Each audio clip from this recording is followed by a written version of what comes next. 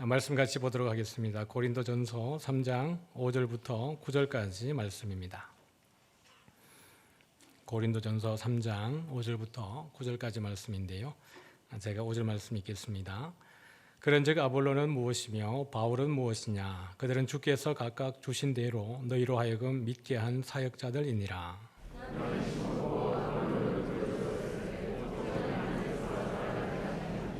그런즉 심는 이나 물 주는 이는 아무것도 아니로되 오직 자라게 하시는 이는 하나님뿐이니라.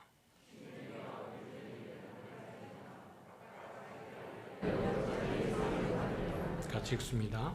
우리는 하나님의 동역자들이요 너희는 하나님의 밭이요 하나님의 집이니라. 아멘. 네, 이제 전도 축제를 곧 앞두고 있습니다. 이번 주에도 미천이 나가는데요.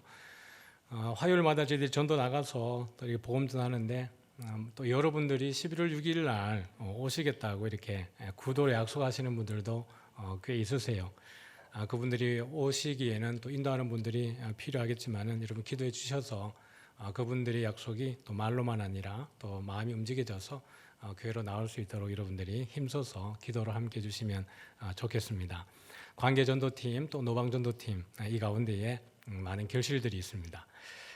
스포원 가가지고 이게 전도할 때 어르신을 만나가지고 이렇게 저도 이렇게 11월 6일 날 교회 잔치 있습니다 오세요라고 했더니 알아요 그래요. 그래서 자 갈 겁니다 그러더라고요. 그래서 너무 이렇게 반가웠습니다. 그래서 어떻게 하세요 그랬더니 우리 시니어 우리 집사님께서 미리 전도하셔가지고 약속하셨대요. 그 친구가 내 갑장이에요 그래요. 그래서 아주 이제 기뻤고요. 그리고 지나가다 보니까 이제 어떤 분이 작대기로 막 숲을 이렇게 뒤적뒤적 하셔가지고 뭐 하세요 그랬더니 도토리 줍는다 그래가지고 같이 도토리 줘주면서 이제 또 전도하고 또 11월 6일 날 교회에 전도 축제 있다고 말씀을 드렸는데요.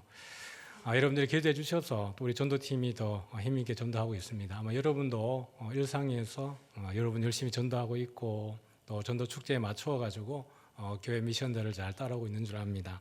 그래서 기대해 주시고 또 여러분들 일상에서 힘있게 계속 전도해 주시면 좋겠습니다. 오늘 말씀은 바울이 고린도 교회에 이제 쓰는 내용이죠. 성도가 누구인가 또는 교회가 어떤 곳인가를 가장 잘 보여줄 수 있는 성경이 아마 고린도전서가 아니겠습니까? 그렇죠? 하나님에게 거룩하다 여김을 받고 택하심을 받은 성도들에게라고 이제 고린도 성교회에게 편지를 쓰고 있는데 막상 고린도 교회의 내면을 보면 성도들 맞나 싶을 정도의 그 요소들을 가지고 있죠. 예를 들면 서로 싸우고요, 당을 짓고 경쟁하고 질투하고 음란의 문제, 우상 숭배의 문제, 그 다음에 서로 은사를 자랑하는 문제, 오만 그 종류들의 종합 선물 세트, 이것이 고린도 교회 안에 있습니다. 그럼에도 불구하고 바울은 고린도 교회를 통해서 교회다, 그리고 그 안에 있는 구성원 한 사람 한 사람들에 대해서 성도라고 이렇게 규정하고 있는 것이죠. 그래서 오늘 읽었던 본문 앞에 우리가 1절부터 4절까지 내용을 보면 이들에 대해서 너희는 여전히 육신에 속한 자다라고 이야기를 합니다. 그래서 내가 너희에게 저주로 먹이고 바보로 하지 아니했다 이렇게 이야기를 하는 거거든요. 그러니까 교회가 예수님을 그냥 믿는다고 고백하면 한순간에 이 아이가 어른이 되는 게 아니고요. 우리 인생이 어린아이로 어머니의 뱃속에서부터 태어나서 그 유아기, 영아 유아기를 거쳐서 청소년기와 장년으로 성장하는 것처럼 믿음도 그런 것이에요. 예수님을 영접하고 삶의 그 모든 방향을, 목표를 바꾸어서 주님 안에서 주님을 위해서 살아가겠다라고 결심을 했지만 그들의 하는 모든 행위들을 보면 여전히 옛 자아가, 옛 습성이 그대로 드러나서 교회 안에 큰 심각한 문제가 되는 것이죠. 여러분 우리 교회는 어때요? 우리 교회는 문제 있어요 없어요? 있어요. 있대요. 문제 없는 교회가 어디 있어요, 그죠? 모든 교회는 다 문제가 있습니다. 교회는 크게 큰 범주로 두 가지의 범주로 나누어요. 보편적 교회 또는 우주적 교회라고 해서 유니버셜 철치라고 얘기합니다. 그래서 보이지 않는 무형의 교회를 보편적 교회라고 그러고 우주적 교회다라고 이야기를 하고요. 보이는 유형의 교회가 있죠. 우리가 이사교회처럼 지역에 이렇게 있는 이 교회를 유형 교회라고도 하고 로컬 처치라고도 이야기합니다. 지역 교회라고 이야기를 하는 거죠. 우주적 교회고 유니버설 철치로 보면 우리가 하나님께서 우리에게 최종적으로 완성하실 그 나라이기 때문에 거기에는 어떻게 보면 더 거룩하고 완벽한 모습을 우리가 지향할 수 있지만 이 로컬 처치는 어떤 교회도 다 문제없는 교회는 하나도 없는 거예요. 2명이서 딱 개척한다 그래도 문제가 생길까요? 안 생길까요? 2명이 교회를 시작을 해도 문제가 생길 여지는 많습니다. 그러니까 문제가 있느냐 없느냐보다 더 중요한 것은 하나님께서 그 교회를 책임지고 있다는 것이 더 중요한 것이에요. 바울이 고린도교회 편지를 쓰면서 현 시점들을 놓고 그냥 그것이 팩트고 그것이 결말이라고 생각한다 그러면 성도라는 단어를 쓰면 안 됩니다. 그러나 하나님께서 일하실 것이기 때문에 하나님께서 그들 이끄실 것이기 때문에 하나님의 관점에서 보고 성도라고 하는 거예요. 바울 자신도 그렇게 했지 않습니까? 자신도 예수님을 만나서 인생이 완전히 달라진 사람인 거거든요. 그래서 보면 그런 측면에서 보면 육신에 속한 자가 있어서 바울은 내가 너희를 저주로 먹이고 바보로 하지 아니했다. 여전히 너희들은 육신에 속한 자다라고 바울이 그렇게 고린도교회 성도들에게 이야기를 합니다. 그러면서 이제 그 교회 안에 분파도 생겼으니까요. 바울도 있고 아볼로도 있고 게바파, 베드로도 있고 그리스도도 있고.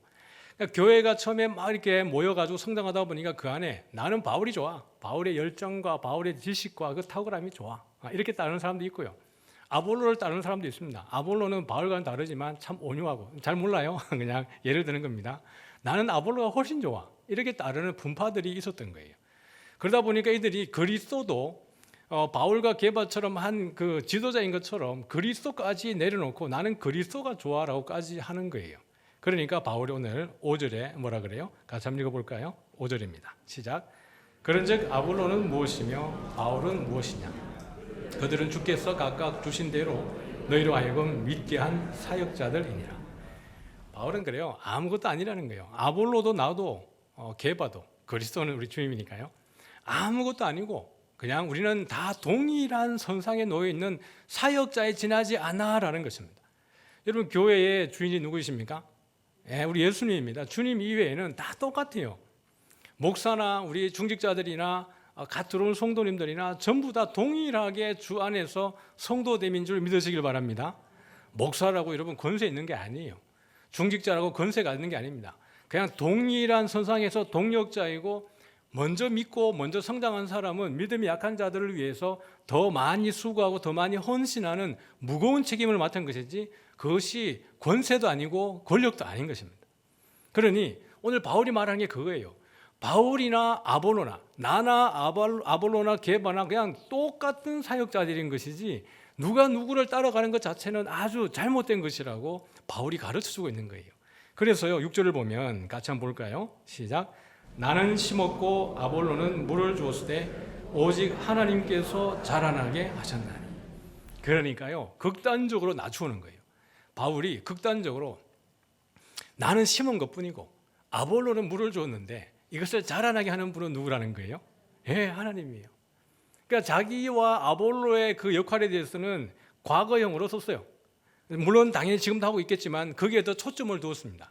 나는 심었고 아볼로는 물을 주었는데 그런데 자라나게 하셨다라고 할 때는 이게 미완료라고 하는 시제를 사용을 했습니다.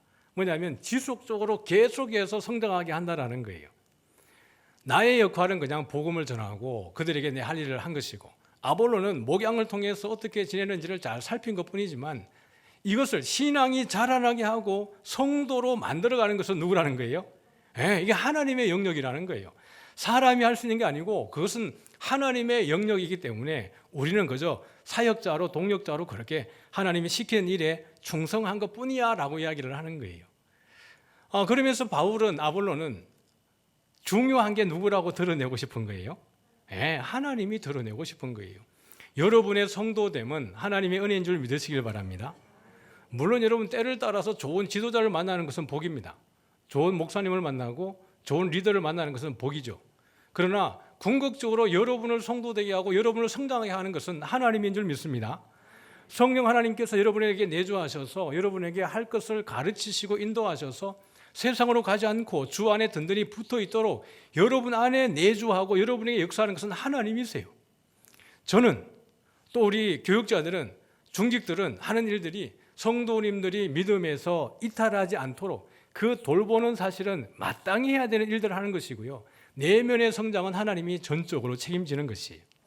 그래서 자라나는 일이 정말 중요하다는 것을 바울이 이야기해요. 우리를 의지하지 마라. 우리를 기대하지 마라. 그러면서 우리는 마땅히 해야 될 일을 한 거야 라는 입장입니다. 그럼 여러분, 물을 심고 물을 주는 일은 쉬운 일이겠습니까?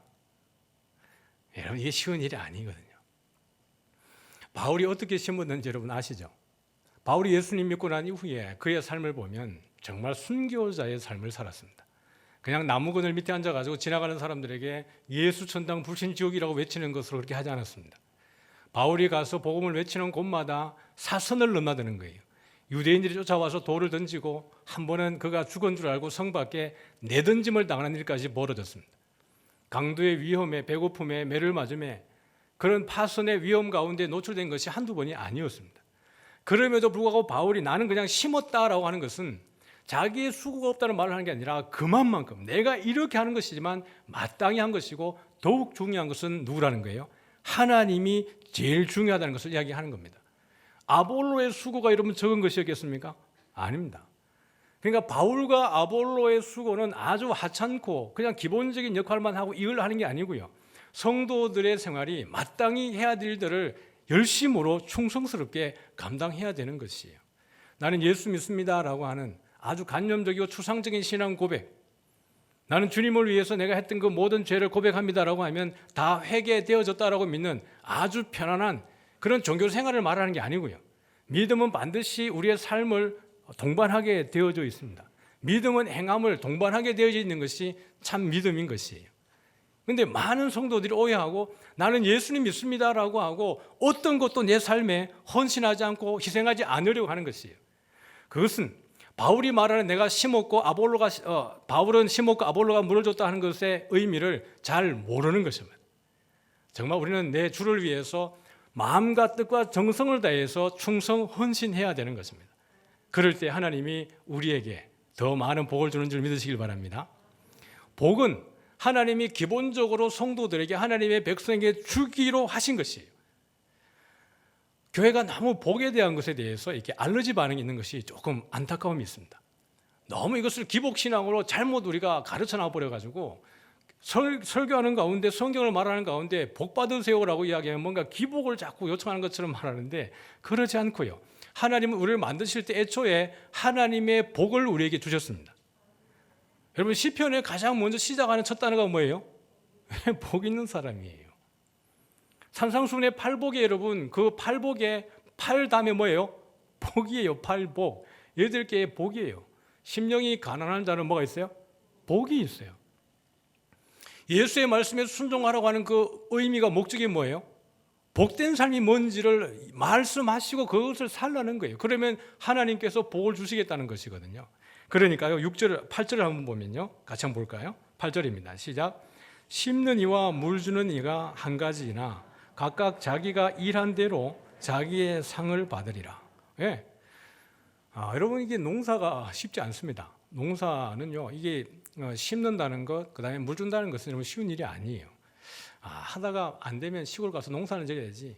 그거 농사를 정말 모르라서 그렇게 얘기합니다.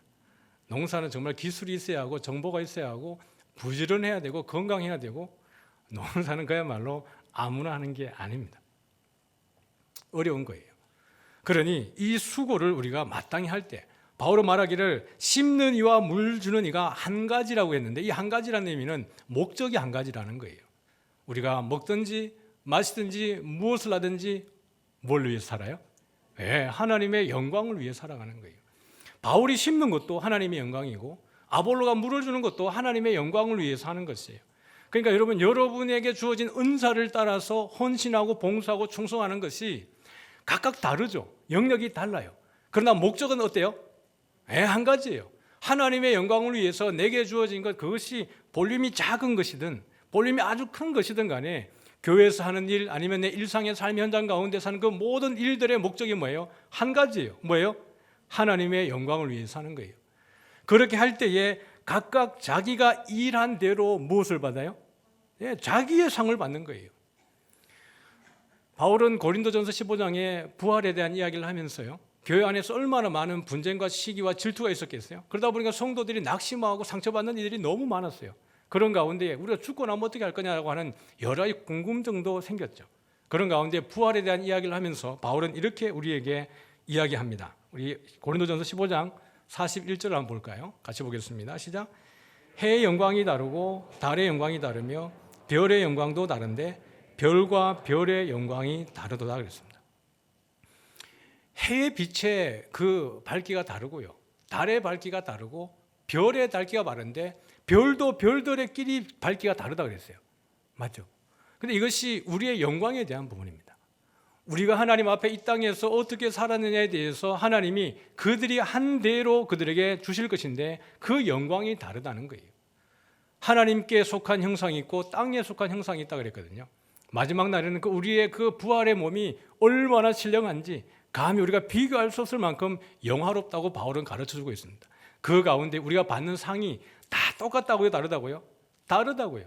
그러니까 우리 15장 58절에 보면 부활장의 마무리를 하면서 바울은 이렇게 마무리합니다. 같이 한번 15장 58절입니다. 시작. 그러므로 내 사랑하는 형제들아 견실하며 흔들리지 말고 항상 주의 일에 더욱 힘쓰는 자들이 되라. 이는 너희 수고가 주 안에서 헛되지 않은 줄. 견실하며 흔들리지 말라는 거예요. 그러면 이 말을 했다는 것은 흔들리는 사람이 있었다는 말이에요, 없었단 말이에요? 많은 사람이 낙심하고 흔들렸다는 얘기입니다. 부활이 있느냐 없느냐에 대한 그 불안함과 또 믿지 못하는 이들이 있었다라는 거예요. 그러나 부활은 확실하게 있는 것이고 그 부활 이후에 우리에게 주어지는 그 영광도 다 다르다는 것입니다. 그러므로 견실하여서 흔들리지 말고 항상 주의 일에 어떻게 합니까?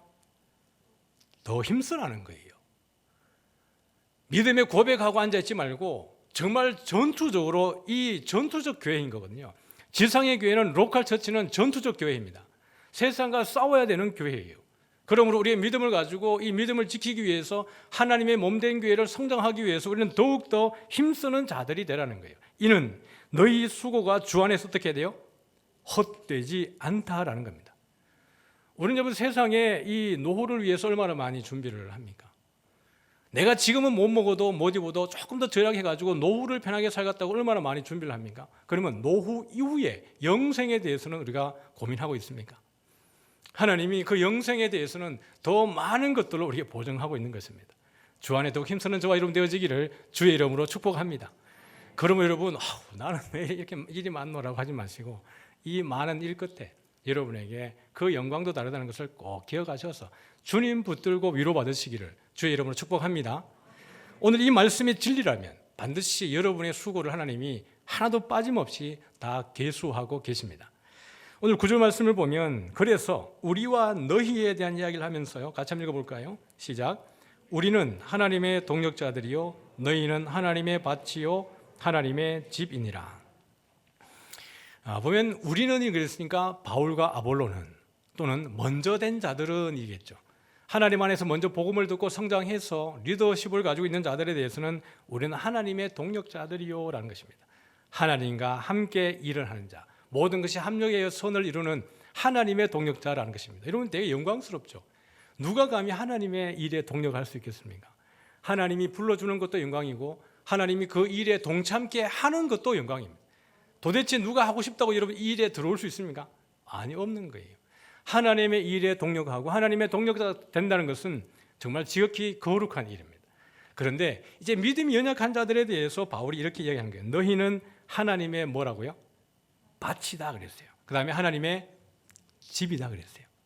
그러니까 밭의 소유주가 누구예요? 하나님이에요. 하나님의 밭이니까 이 밭은 누가 책임져요? 하나님이 책임져요. 이 밭이 여러분 밭이 되기 위해서는 농부의 수고가 전제되어야 되지 않겠습니까? 그냥 밭이 되는 게 아니에요. 저 산비탈도 밭이 될 수 있고요. 저기 다른 길에 버려진 황무지도 밭이 될 수 있어요. 근데 그것이 밭이 되려고 그러면 농부가 누군가의 수고가 있어야 밭이 되는 것이에요. 그런데 이 밭의 주인이 누구라고요? 하나님이래요. 고린도 교회 성도를 보면 지금 이 교회 안에 음란의 문제가 있어요. 근친상간의 문제가 있습니다. 성도들 간 소송의 문제가 있어요. 법적 다툼이 성도들 가운데에서 이루어지고 있습니다. 시기와 질투와 분쟁과 여러 가지 문제가 교회 총체적으로 있는 거예요. 그럼에도 불구하고 여러분, 이것은 누구의 밭이에요? 하나님의 밭이에요. 이 모든 문제를 누가 해결해 나가는 걸까요? 하나님이 그 안에서 해결해 나가실 거예요. 거기 음란의 문제도 성령께서 제거하실 것이고, 그 안에 분쟁의 문제도 성령께서 제거하실 것이고, 비교의 문제도 성령께서 다 해결해 나가실 것입니다. 이들이 지금은 젖을 먹고 있지만 밥을 먹고 더 단단한 음식을 먹을 때까지, 성장해 나갈 때까지 누가 이끄시는 거예요? 하나님이 이끄시는 거예요. 그러므로 하나님의 밭이라고 이야기하는 것은 결국에는 여러분, 좋은 밭일까요? 돌짝 밭일까요? 길가일까요? 가시덤불일까요? 좋은 밭이에요. 씨 뿌리는 자가 뿌리러 나가서 땅에 뿌릴 때에 그 네 가지 종류의 땅이 나오지 않습니까? 그 땅이 어떤 땅이에요? 금방 제가 말씀드렸거든요. 돌짝도 있고 돌밭도 있고, 가시 덤불도 있고요, 길가도 있고요, 좋은 땅도 있어요. 여러분 이 네 가지 땅 중에 어떤 땅이에요? 2부 때는 주저없이 좋은 땅이라고 그랬는데 여러분은 어떤 땅이에요? 좋은 땅이에요. 여러분 누구의 밭이에요? 하나님의 밭이에요. 그런데 여러분 안에 돌멩이 있어요, 없어요? 있어요. 괜찮아요. 여러분의 가시덤불 있어요, 없어요? 있어요. 괜찮아요. 누가 다 제거할 거예요? 하나님이 내 땅의 주인입니다. 내 밭이 하나님의 밭이기 때문에 하나님께서 이 모든 것 다 제거하실 거예요. 지금 우리의 모습이 그냥 젖을 먹고 있는 수준이라 그래도 염려하지 말아요. 나의 소유주가 주님이라면 주님이 나를 온전히 좋은 땅으로 만들 줄 믿으시길 바랍니다. 나는 포도나무요, 내 아버지는 뭐라고요? 농부라 그랬어요. 아버지가 농부예요. 그러니까요, 너희가 내 안에 거하고 내가 너희 안에 거하면 너희가 열매를 어떻게 해요? 절로 맺고 해요. 가지가 맺고 싶어가지고 가지가 내 줄기 안에, 내 가지 안에 지금 10개를 맺고 싶어. 그게 자기 의지로 되는 게 아니고 가지의 기능의 성능에 따라서 열매를 맺혀지는 거예요. 어디에 붙어 있으면요? 나무에 붙어 있으면요. 하나님이 그 모든 거 다 파가시고 우리에게 적절한 열매를 줄 믿습니다. 또는 어떤 사람에게는 30배, 60배, 100배. 그런데 반드시 그 결실은 있게 되어져 있어요. 이스라엘은 여러분 작물 7절기도 있고 그 대표되는 7작물이 있습니다. 그래서 밀, 우리가 알고 있는 보리, 밀, 무화과, 그 다음에 감람, 석류, 그 다음에 대추야자, 7가지의 작물 중심으로 그 절기들도 연결되어져 있는 겁니다. 그런데 이게 씨를 뿌리러 나갈 새라고 할 때 씨 뿌린다고 하는 것은 우리가 그 작물을 보면 아마 보리나 밀이 되겠죠. 오늘 우리는 하나님께서 갖고 놓으시고 하나님께서 우리에게 인도하시는 하나님의 밭이고 좋은 땅인 줄 믿으시길 바랍니다. 하나님이 책임지는 것이에요. 그러니까 여러분, 우리가 보면 그 좋은 내 인생을 이렇게 바꾸어 놓고 내 삶이 이렇게 달라지게 되고 좋은 땅이 되어져서 삶의 영적인 열매를 맺을 수 있도록 하신 이 좋으신 하나님을 어떻게 하는 거예요? 우리가 전하는 거예요. 제가 사진 하나 이렇게 이미지를 하나 준비했는데 이미지를 같이 한번 보시죠. 이게 어디냐 그러면요, 제 고향이에요. 맨날 이게 소모기로 가는 이야기, 막 꼴배는 이야기 하니까 도대체 어딘가 그러는데 여기예요. 여기가 저희 집이고요. 산골짜기죠. 여기가 제가 어릴 때 하던 교회고 여기가 저희 집사람 집입니다. 근데 제가 늘 이렇게 농사 짓는 땅이 여기입니다. 저기 산 안에 있어요. 더 어릴 때는 여기에서 농사를 지었습니다. 이 노농사를, 이게 논인 겁니다.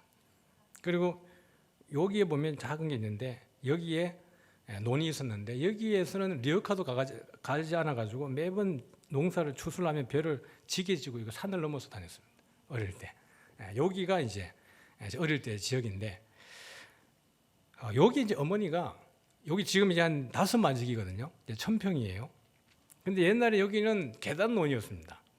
좋은 땅에 대한 이야기 하려고 지금 이거 보여드리고 있는 거예요. 지금은 이제 2덩어리로 해가지고 이 땅을 개간을 했는데 논입니다. 여기 이런 보시기에 자그마한 요 공간이 있는데, 여기까지 하고 이제 사진 빼줘도 됩니다. 보셨죠? 됐죠? 여기에 뭐가 있냐 그러면 그 논을 이제 개간을 하면서 그 흙과 돌을 갖다 일로 다 옮겨 놓은 거예요. 그러니까 어머니가 이렇게 보시니까 좀 편편한 게 벌판이었는데 거기다 이렇게 돌과 흙을 올려놓으니까 이 둔덕이 돼서 이렇게 쌓인 거잖아요. 그러니까 제가 군대에 있을 때 휴가 받아가지고 이렇게 내려가면 어머니가 맨날 가가지고 거기 뭐 이렇게 돌을 자꾸 이렇게 빼요. 돌을 빼가지고 뭔가 땅을 평평하게 만들어요. 뭘 만들겠어요? 밭을 만들고 있는 거예요. 제가 볼 때는 참 노인네가 저 가가지고 맨날 저 허리 힘들게 저 일을 하고 있냐 그러는데 어느 때 가면 깨가 심겨져 있고요. 그 다음 가면 이제 고구마가 심겨져 있고 어떤 데는 고추가 심겨져 있어요. 저 깊은 산 속에. 그래가지고 한 몇 해 지니까 이 땅이 돌이 다 닳아졌어요. 땅이 보들보들한 땅이 된 거예요. 그래서 꽤 이제 밭이 나왔는데요. 좋은 땅은 기본적으로 농부의 손이 가지 않으면 좋은 땅이 되지 않습니다. 근데 사람도 여러분 자기의 땅을 가꾸기 위해서 이렇게 열정적으로 애를 쓰고 수고해서 좋은 땅을 만들어내는 거예요. 하물며 하나님이 우리의 주인이면 우리가 하나님의 밭이면 오죽하겠습니까? 신실하신 하나님 믿으시길 바랍니다. 그 좋으신 하나님이 우리의 삶을 바꾸었다면 그 좋으신 하나님을 우리가 우리의 주변에 있는 가족들에게, 지인들에게, 형제 자매에게 전하게 하기 위해서 우리가 이 초청잔치를 준비를 하고 있는 것입니다. 우리도 옛날에는 예수님 모를 때에는 바울은 이야기하기를 우리는 외인이요 나그네였다라고 이야기합니다. 우리 에베소서 2장 19절 한번 볼까요? 같이 읽겠습니다. 시작. 그러므로 이제부터 너희는 외인도 아니요 나그네도 아니요 오직 성도들과 동일한 시민이요 하나님의 권속이라. 여기 보니까 이제부터는이라고 말했으니까요. 이전까지는 우리도 그냥 외인이었어요. 하나님과 전혀 상관없었고요. 하나님의 나라에 들어갈 수는 그냥 나그네 인생에 지나지 않았어요. 그런데 이제는 외인도 아니고 나그네도 아니고 뭐라 그랬어요? 시민이라 그랬습니다. 그리고 하나님의 권속이다. 권속이라는 말은 가족이라는 이야기예요. 우리가 온 성도들 한 분 한 분들이 모여서 우리는 다 가족인 줄 믿습니다. 네, 가족이에요. 우리가 가정에 돌아가 봐도 가족 그러면 다퉈요, 안 다퉈요? 다툴 때 있어요. 불편해요, 안 해요? 불편해요. 그래도 가족이라고 하는 이 울타리가 주는 게 뭐예요? 하나됨이에요. 불편하고 힘들어도 기다림이 있고요. 회복이 있고 치유가 있어요. 그래서 결국에는 이 울타리 안에 머물게 되어져 있는 것입니다. 우리가 하나님의 나라의 가족이라고 할 때 아까 여러분들이 입술로 말했지만 우리 교회 문제 있어요라고 하는데 사실은 심각한 문제는 없어요. 작은 문제는 어디에도 있게 마련이니까요. 그러나 교회가 가족이라는 의미의 그 가치는 뭐냐면 그런 문제가 없어야 된다가 아니라 그런 문제조차도 우리를 건강하게 만드는 긴장이 되는 것입니다. 긍정적인 기능인 거예요. 적당한 스트레스는 몸을 건강하게 한다 그러잖아요. 맞죠? 예. 마찬가지인 것처럼 교회가 서로가 발전하기 위해서 어떤 이야기를 나눌 때 갈등이 있을 수 있어요. 그걸 가지고 이런 불편하면 안 되고 어떻게 하나 되게 하는가를 쫓아가지고 오히려 성령 안에서 더 하나가 될 때 교회가 건강해지는 줄 믿으시길 바랍니다. 그것은 아픈 것은 이게 몸이 여기가 조금 연약하니까 돌봐줘라고 하는 사인이니까요. 우리가 그분을 돌봐주면 정말 교회가 하나님 보실 때에 건강하게 세워지는 것이에요. 그래서 바울은 우리에게 말하기를 우리는 우리의 시민권은 하늘에 있다 그랬어요. 당시 빌립보는요 리틀 로마라 그랬어요. 모든 사람들이 로마의 시민권을 갖고 싶어 할 때 빌립보는 그 지역적 특성을 가지고 로마가 그 지역 전체에다가 시민권을 준, 그래서 로마의 그 모든 정책을 그대로 반영할 수 있게 했기 때문에 빌립보를 리틀 로마라 그랬습니다. 그러다 보니까 이들이 가지고 있는 시민권에 대한 자긍심이 대단했어요. 그런데 바울은 이 땅에 있는 시민권에 도취되어 있는 사람들, 그러면서 예수 믿는 것 때문에 거기에 소외된 사람들에게 말하기를 뭐라 그래요? 너희들은 세상에 로마의 시민권을 부러워하지 말고 그거 못 받은 것 때문에 힘들어하지 말고 우리를 하늘을 보라는 거예요. 우리의 시민권은 어디에 있어요? 하늘에 있는 겁니다. 천지를 지으신 하나님의 시민권을 우리가 가지고 있기 때문에 땅의 시민권 없는 것 때문에 힘들어하고 낙심하지 말라는 거예요. 그 좋은 하나님을 우리가 우리 이웃에게 전하는 것입니다. 그래서 우리는 그리스도의 향기요 그리스도의 편지다 우리에게 이렇게 이야기를 하는 것이지 않습니까? 매일 저녁마다 나가가지고 온천천을 5km를 달립니다. 부산대까지 갔다 오면 5km. 그 다음에 장전까지 갔다 오면 그게 지나서 장전입니까? 더 지나가지고 가면 온천입니까? 4km. 명륜까지 가면 5km. 저기 이제 연지 초등학교까지 가면 8km 물에 됩니다. 그런데 그 갈 때마다 지나가면 그 정해진 구간에 뭐가 나냐면 악취가 납니다. 그러면 그 딱 될 즈음 되면 어떻게 합니까? 숨을 참고 지나가야 되는 거예요. 근데 어떨 때는 보면 사람은 안 보이는데 담배 냄새가 나요. 담배 피는 냄새가, 연기 냄새가 나는 거죠. 이 악취라는 게 있습니다. 우리가 흔히 이 주변에 살아다 보면 사람을 보고 뭐라 그래요? 냄새다 그러죠. 냄새 온다. 뭐 이런 표현 쓰지 않습니까? 꼰대가 온다. 아주 불편한 존재를 이야기할 때 그렇게 표현을 하는 겁니다. 여러분 우리를 볼 때 여러분은 다른 이들에게 냄새라고 표현되어지는 꼰대같이 불편한 존재입니까? 아니면 그리스도의 향기로서의 여러분의 삶을 살아가고 있습니까? 여러분이 좋아하는 향기가 따로 있죠. 저는 라일락을 좋아하고 아카시아 향을 좋아합니다. 그 주변에 있었던 향들이라 그렇죠. 그런데 싫어하는 향, 악취들이 있습니다. 세상 사람들은 우리가 악취가 되기보다는 향기가 되기를 원하죠.